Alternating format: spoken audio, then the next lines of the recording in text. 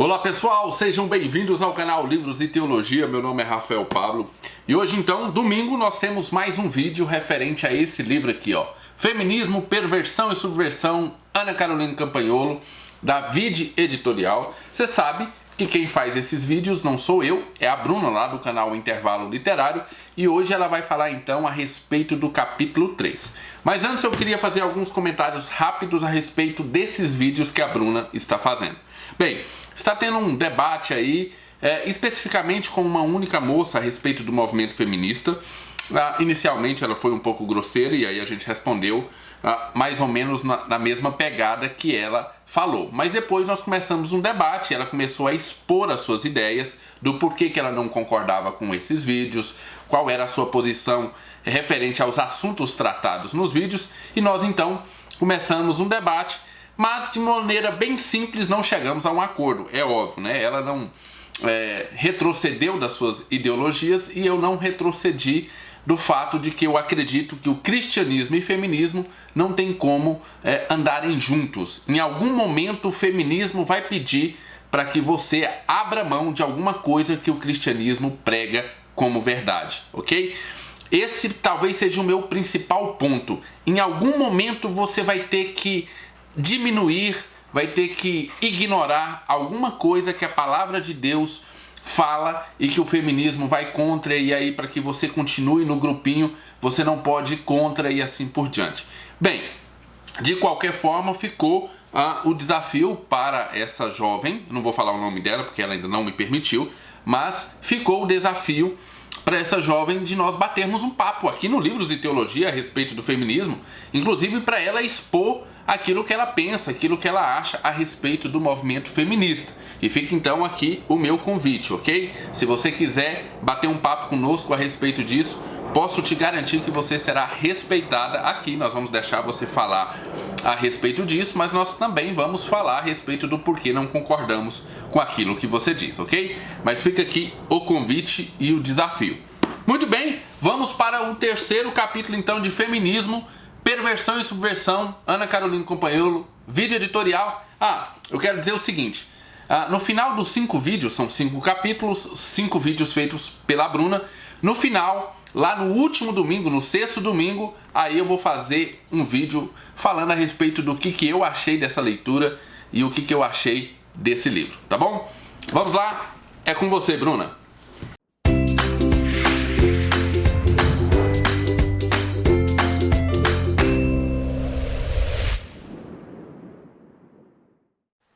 Olá, gente! A gente vai falar hoje do terceiro capítulo do livro da Ana Carolina Campanolo, que é Reprodução Feminina do Vício Masculino.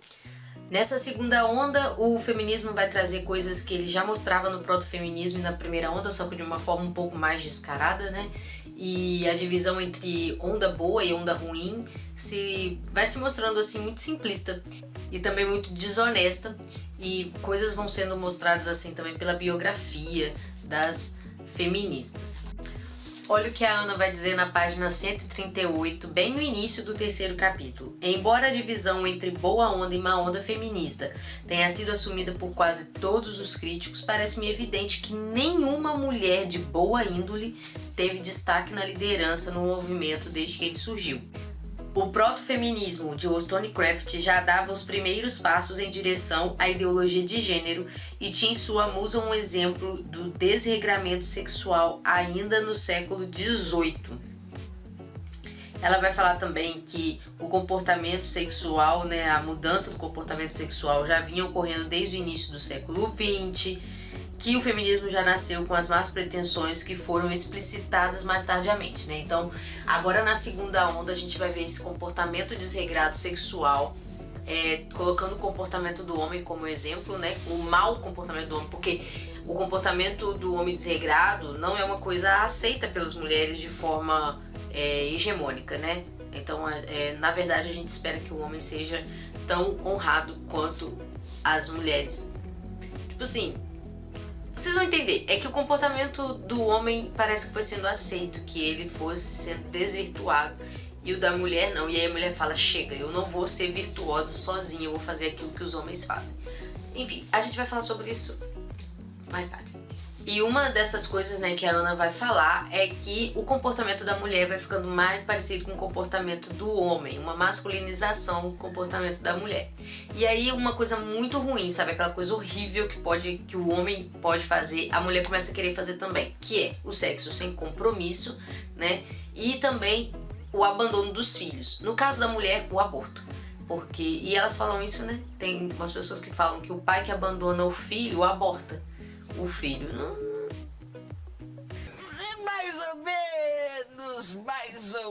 Mais ou menos. Não é a mesma coisa, mas eu entendo o que elas estão falando.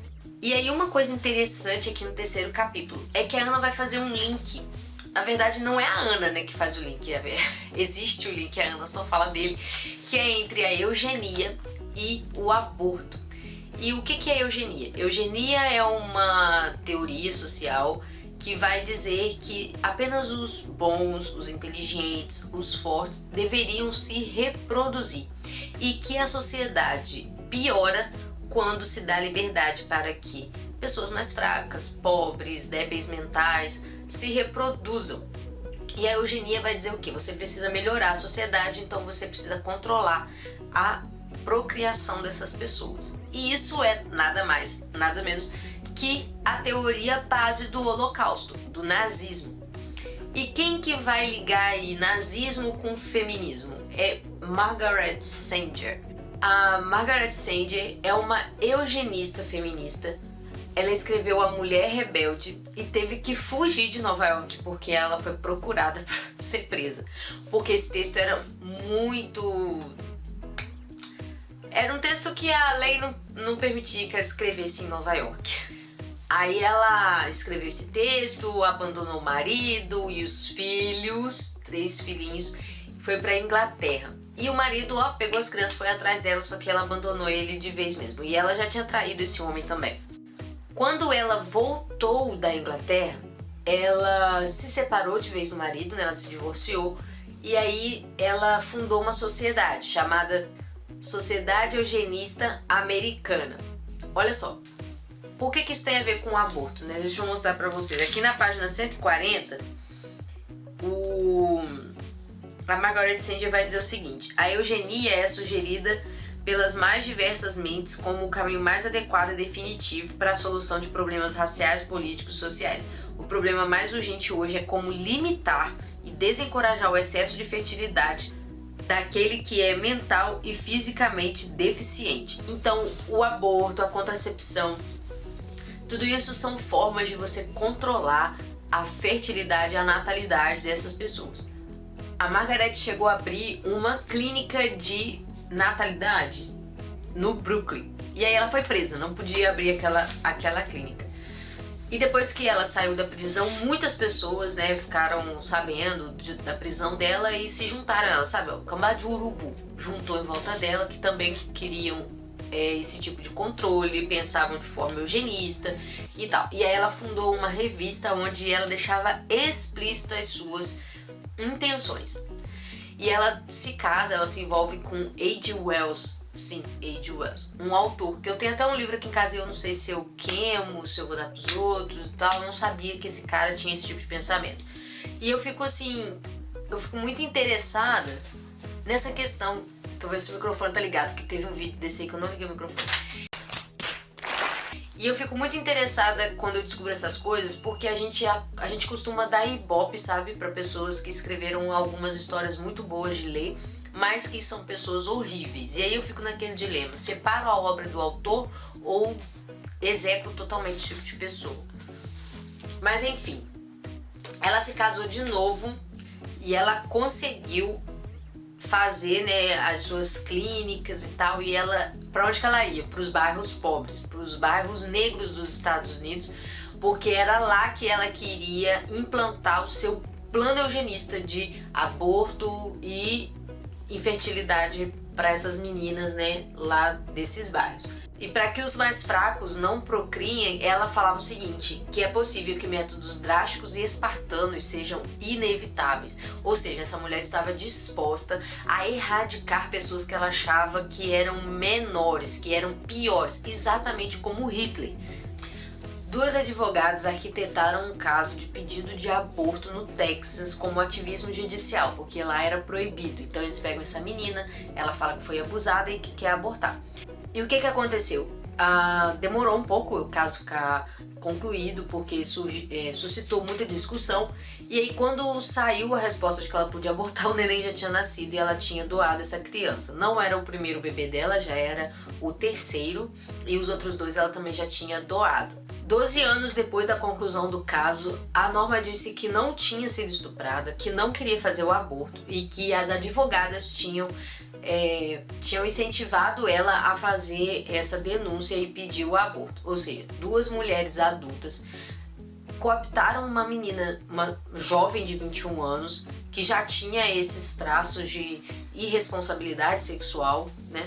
E aí, para matar um bebê, para poder gerar uma lei favorável para o aborto no Texas. Elas iam matar uma pessoa por ativismo judicial. E hoje, quantas crianças são mortas por ativismo judicial? A minha opinião pessoal a respeito disso é de que o aborto é crime, não importa qual é a situação da mulher. A criança é um fim em si mesmo. E não importa como que essa mulher ficou grávida. O que vai acontecer com essa criança depois é responsabilidade da sociedade, caso a mãe não queira assumir. Tanto a criança doente quanto a criança fruto do estupro, tá? Eu posso defender isso depois, não é a posição da Ana. A Ana não coloca isso aqui. Só estou falando porque eu achei uma situação muito grave. Porque nosso dever como sociedade é amparar essas mulheres, é acolher essas crianças e não facilitar a morte de seres humanos. Não importa se são fetos, se são bebês já viáveis. Nenhum ser humano pode morrer porque outro está incomodado com a sua presença, tá? Generaliza isso. Olha que caos que não vai virar. E eu quero indicar para vocês, para entender bem essa parte sobre o aborto, o livro Contra o Aborto do Francisco Ratzo. Norma se converteu depois de algum tempo e começou a lutar contra o aborto. A gente tem uma história parecida aqui no Brasil, que é com a Sarah Winter, que também era feminista, abortista, e hoje ela luta totalmente ao contrário, ela é católica e tal. O que a gente escuta muito no Brasil, muito facilmente a gente escuta isso, de que o aborto só não é legalizado para as mulheres pobres, porque as mulheres ricas podem pagar pelos seus abortos. E aí a gente fica imaginando que realmente é um problema de saúde pública. Gente, problema de saúde pública é doença. E gravidez não se contrai. Você faz sexo e aí você engravida, tá bom? E olha só o que a Margaret Sanger fala. Quando publicava os seus textos eugenistas, Sanger defendia que negros e pobres deveriam procriar menos. Em seus momentos de maior radicalismo, chegou a declarar que a ação mais misericordiosa que famílias numerosas poderiam fazer para um dos seus filhos seria matá-lo. E ao que parece, muitas mulheres foram convencidas disso. Nos Estados Unidos, hoje, mais negros morrem de abortos do que a soma da AIDS, acidentes de carro, crimes, câncer e doenças cardíacas. Um bebê negro americano tem 3,75 vezes mais chances de ser abortado do que um bebê branco. E o que o movimento negro fala a respeito disso? Acho que nada, né? Porque eles andam tão juntinhos, eles devem fechar os olhos para esse tipo de estatística. O aborto nos países americanos, sul-americanos e em outros países mais pobres, não é só uma questão de eugenia, é uma questão de território também. É uma questão política, presta bem atenção. Pesquisas demonstram que a população norte-americana vem envelhecendo, enquanto os países do terceiro mundo continuam com a população jovem, o que implica em mais mão de obra e, consequente, mais movimentação econômica. Então, o que a gente vai fazer? A gente vai transformar esses países em países abortistas. E aí a população deles vai envelhecer tanto quanto a dos Estados Unidos. E eles nunca vão poder superar o país de primeiro mundo. Eliminando então a gravidez já em curso, qual é a outra forma de você fazer com que essas mulheres parem de ter filhos e que a população esqueça esse negócio de família? A animalização da mulher. A mulher vira uma cadela no cio transando com quantas pessoas ela quer sem engravidar. Então a contracepção é outra forma de transformar a sociedade, a estrutura familiar da sociedade. A libertinagem, a organização da sociedade em torno do sexo, a destruição da família, a sexualização de crianças, o incesto, a homossexualidade, tudo isso é um mantra da segunda onda. Todos esses assuntos são batidos nessas publicações da segunda onda, né? Então a gente tem Kate Millett, Firestone, Jéssica Valente, todas elas falando a respeito da mesma coisa, da liberação da mulher, de como que a mulher precisa aceitar a sua sexualidade, enfim, tudo mais. E aí vai fazer, então, muito sentido a Marcha das Vadias, né? Então você pega uma coisa que é ruim e inculca como direito da mulher. Olha que louco. É seu direito ser uma vadia, é seu direito ser usada por vários homens durante a mesma semana, durante o mesmo dia, durante a mesma festa. Esse é o seu direito. E aí a mulher fala, é meu direito, vamos lá, vamos deitar com quantas pessoas eu quiser. Oh, doideira, né? Uma coisa muito interessante que isso é uma escravidão. É a escravidão. Eu não consigo. Tudo isso é uma escravidão da libido e da beleza. Só que a mulher envelhece muito mais rápido do que o homem, ou seja, a mulher vai escravizar o homem e tirar vantagem de sua beleza e do seu corpo durante pouco tempo. Já viu uma mulher velha? Uma mulher velha que não se cuida como um homem se cuida. Ai meu Deus, vamos começar do início.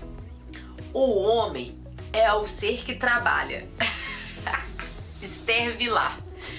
O homem treina o seu corpo através do trabalho e ele tem um vigor muito maior do que o da mulher. Então um pedreiro, um pintor, um catador de lixo, são homens vigorosos. Esses homens na velhice, se eles não adoecerem por conta dos seus próprios trabalhos, eles vão ter um corpo vigoroso durante muito tempo. A mulher não. A mulher perde a libido mais cedo, a mulher vira um saco de pele gordurosa.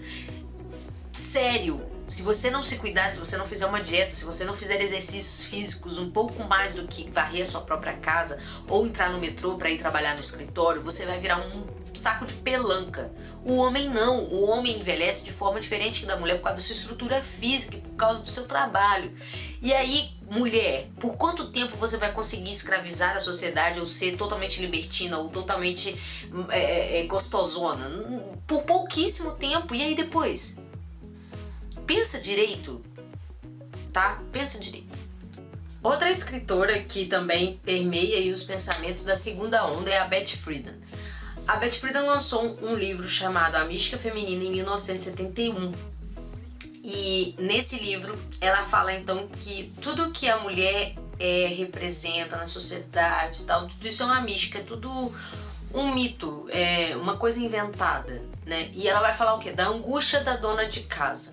Ela vai dizer que a mulher dentro de casa, ela é inútil, angustiada, ela sofre porque ela não consegue se desenvolver, porque ela tá ali cuidando dos filhos e tal, não sei o quê. É impressionante como que o feminismo consegue atacar cada coisa que é boa, nobre, útil, né? Atacar a normalidade da vida do lar. Vai todo mundo morar na rua? Porque na rua não precisa lavar, não precisa cozinhar, na rua não dá nem pra ter filho direito, e tem gente que consegue ter. Então, pensa bem, elas atacam. E é assim, elas pegam uma coisa boa, tira do lugar e colocam uma grande porcaria, né, ali no lugar. Na página 198, ela diz: é realmente um movimento que adora desconstruir tudo e colocar um nada bem vazio ou uma porcaria bem grande no lugar. A Beth Friedan, ela chega a comparar a mulher que aceita cuidar da casa, cuidar dos filhos, ter uma vida do lar, como aquelas pessoas que iam para os campos de concentração sem saber que eles existiam. Então ela compara o trabalho da casa, a vida doméstica, com os campos de concentração. Aqui, eu já vi gente reclamar que não gosta ou de lavar roupa, ou não gosta de lavar uma vasilha, ou detesta lavar banheiro. Mas comparar com campo de concentração? Exagerou, né, Beth? Vamos falar sério, né? Pra Beth Friedan, criar os filhos era uma coisa horrível. Diga a mãe dela, né? Você imagina, você cria uma criança e a criança fala isso. Ainda fala que a mulher é parasitária quando ela fica em casa, que tudo que ela faz é secundário e inútil. E a Ana, para dar uma refrescada nessa loucura, ela vai citar Alice von Hildebrand, que diz que o trabalho da mulher é eterno e que tudo que o homem é capaz de construir fora do lar vai perecer um dia, mas aquilo que a mulher faz, não. A mulher cria almas humanas, então é eterno isso. Ela vai citar também Phyllis Schlafly, que vai falar sobre o que acontece quando a mulher abandona o seu papel de mãe. Na página 199 ele diz: 30 anos depois, aqui está o que temos a mostrar sobre isso, sobre a mulher abandonando o papel de mãe. Um aumento enorme de problemas emocionais, até mesmo entre os mais pequenos, uma epidemia de rebeldia estudantil, a ponto de os programas anti-bullying se tornarem comuns, um aumento triplo da obesidade infantil, privação crônica do sono, uma quase total falta de exposição à natureza e exercício físico saudável e, o mais importante, um colapso total da disciplina na criação dos filhos. Isso não é bom, né?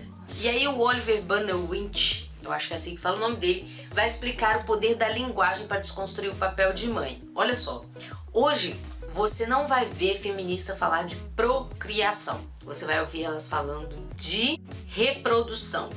Reprodução é de bicho. Eu acho que eu já falei isso em algum lugar. Eu acho que foi no vídeo sobre Alice von Hadelbrandt lá no intervalo literário.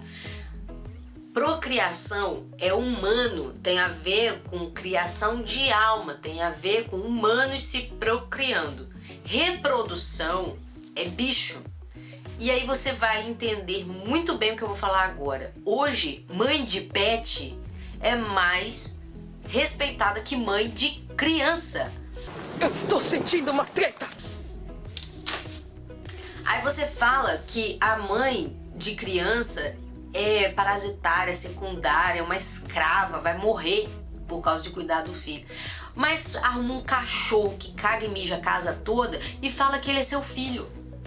Tem coisa mais nojenta do que o feminismo? Não tem, gente, não tem. Cocô de cachorro. A Ana vai tratar de 3 aspectos da questão sexual no casamento, tá? Ela vai tratar, né, da questão sexual em si, da questão econômica e da questão do divórcio.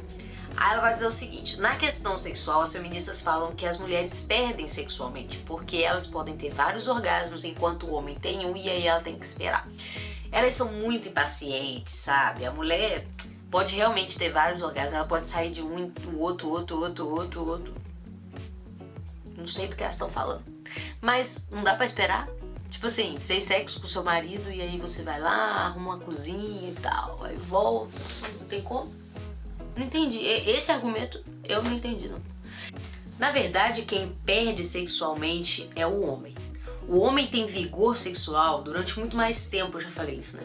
Durante muito mais tempo que a mulher. O homem é capaz de fecundar várias mulheres. Ele pode procriar de forma infinita, praticamente. A única coisa que vai pausar o homem é a quantidade de mulheres que ele consegue engendrar, digamos assim. A mulher não. A mulher tem, sexualmente, ela tem um prazo de validade, entendeu? Se ela não se cuidar, minha filha, acabou. Rapidinho. É o homem que perde mais na questão sexual no casamento. Aí tem a questão econômica. O coitado dos homens também é que perde. O que as feministas falam? Que a mulher perde dignidade quando é sustentada pelo homem. Na verdade, é o contrário. O homem trabalha toda a sua vida para sustentar a mulher. Você imagina se o homem tivesse como usufruir da riqueza que ele é capaz de gerar sem ter que cuidar de filhos e família. Não precisa imaginar. O homem teria 3/4 a mais do seu próprio dinheiro se ele largasse mulher e filhos.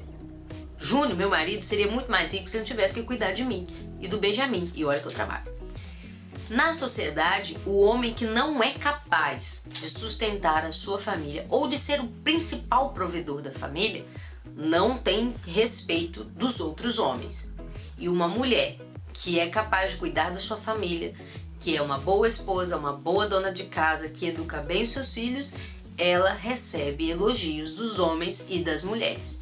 Então essa é só mais uma lorota das feministas. O homem gasta com a família estando casado ou separado. O homem nunca se desvincula da família. Ele continua pagando por aquilo que ele não tem. E essa é a questão do divórcio, que é a terceira questão que a Ana vai levantar. O divórcio, pelas feministas, é pregado como se fosse assim, o pote de ouro no final do arco-íris. Mas na verdade ele é um documento que atesta que a família deu errado. Ou seja, uma coisa que começou com muito romance, às vezes promiscuidade, sexo antes do casamento, ou então até mesmo casamentos que começam com uma santidade, que foram guardados e tal, ele fracassa. O homem e a mulher fracassam em viverem juntos quando eles começaram o casamento com a promessa de se amarem. Presta atenção, não tem nada de bom no divórcio, entendeu? É terrível, divórcio é uma coisa terrível. Quando o divórcio se torna mais facilitado, o que acontece? Os homens abandonam suas casas por muito mais facilidade, né? Então, o homem perde o estímulo da virtude e acaba deixando a sua família de forma muito mais fácil. Olha só o que a Ana vai falar na página 214. A experiência feminista fracassou. A vulgarização do divórcio não libertou ninguém. Passada uma década do início da Revolução Socialista, a situação das mulheres russas estava precária. O divórcio tornara-se tão corriqueiro que os pais simplesmente abandonavam suas casas e sobrava para as mulheres a dupla tarefa de sustentar as crianças e cuidar delas mesmas. A revolução sexual, ela não libertou as mulheres. Ela tornou muito mais fácil que os homens as abandonassem. Se você parar para pensar, o divórcio seria realmente uma libertação se ele acontecesse, se as mulheres quisessem se separar, elas fossem maravilhosas, fadinhas encantadas e os homens fossem os piores homens do mundo e aí as mulheres vão se libertar. Mas na verdade é que as mulheres costumam ser muito enjoadinhas, muito chatinhas e os homens também têm o direito de querer se separar. Só que aí as mulheres ficam numa situação complicada cuidando das crianças e aí quem que assume? O Estado. E aí lá vai o Estado ser um bom marido às nossas custas, porque os homens perderam a responsabilidade. Hoje eles podem nos abandonar de forma muito mais fácil. Eles vão lá e falam, olha, eu quero me divorciar. De quem é a culpa? Não existe mais culpa, querido. Eu quero divorciar, eu quero largar essa mulher, porque essa mulher tá me dando prejuízo, porque essa mulher ficou com outro, porque eu não gosto mais dessa mulher. E aí, pronto, a mulher ficou na mão. Outra coisa que o feminismo fez que é péssimo para as mulheres. Presta atenção, você é mulher, quer divorciar. E aí as feministas ficam gritando, homens e mulheres são iguais, homens e mulheres podem se sustentar, homem e mulher não precisa ter o dinheiro junto, você mulher pode ter o seu próprio dinheiro, sua própria carreira, blá blá blá. O que acontece? O homem quer te abandonar e a pensão? Muito menor. Hoje, as pensões são muito menores para as mulheres por causa desse discurso, por causa dessa ideia que foi implantada na sociedade de que a mulher é igual ao homem, tá? Não vou emitir opinião sobre isso. Esse é um dado que tá aqui no livro e aí você pensa aí o que você quiser, tá? Pra terminar, gente, eu vou ler aqui 2 trechos do final do capítulo da Ana, tá? Porque eu acho interessante vocês ouvirem um pouco o que a Ana fala. Mais recentemente, as escritoras Amy Richards e Jennifer Baumgartner, ativistas feministas e autoras de Young Woman Feminism and the Future, tentaram resumir e definir os interesses do movimento feminista em uma única frase. Elas falam: o feminismo busca as leis do divórcio sem culpa, busca o direito ao aborto, rejeita Deus enquanto pai, busca a aceitação da sexualidade feminina e tem um compromisso com o trabalhador. O advogado e pastor pentecostal americano Pat Robertson, ao ouvir a definição das meninas, a traduziu para termos mais práticos. As feministas querem que as mulheres deixem os seus maridos, matem os seus filhos, pratiquem bruxaria, tornem-se lésbicas e destruam o capitalismo. A Ana vai dizer que a definição dele é muito boa e que resume a segunda onda. Na página 226 tem outro trecho. Os sistemas dominantes e dominadores estabelecidos pelos heterossexuais são artificiais. Eles devem ser desconstruídos, a começar pelo da família tradicional, baseada no fato simplesmente biológico, a diferença dos sexos. Meu Deus, elas querem virar o mundo do avesso. E aí o que é simplesmente mental, disfórico, nem sei se existe essa palavra, mas é uma confusão mental que as pessoas têm a respeito do seu próprio sexo, se torna o padrão. E aí aquilo que é biologicamente repetido por gerações, na verdade, ele é a base do crescimento da humanidade, do surgimento, da manutenção da humanidade, que é um homem e uma mulher que se juntam e procriam. Isso é artificial. Isso, o que é biológico não pode ser artificial. O que é mental, sim. Porque você pode subverter. Você pode implantar uma ideia na cabeça da pessoa. Agora, o que é biológico? O que? Espermatozoide e óvulo agora é... O que? Alguém inventou? É artificial isso? Eu tô muito nervosa com esse livro. Até chutei a câmera. Enfim, gente, esse foi o terceiro capítulo.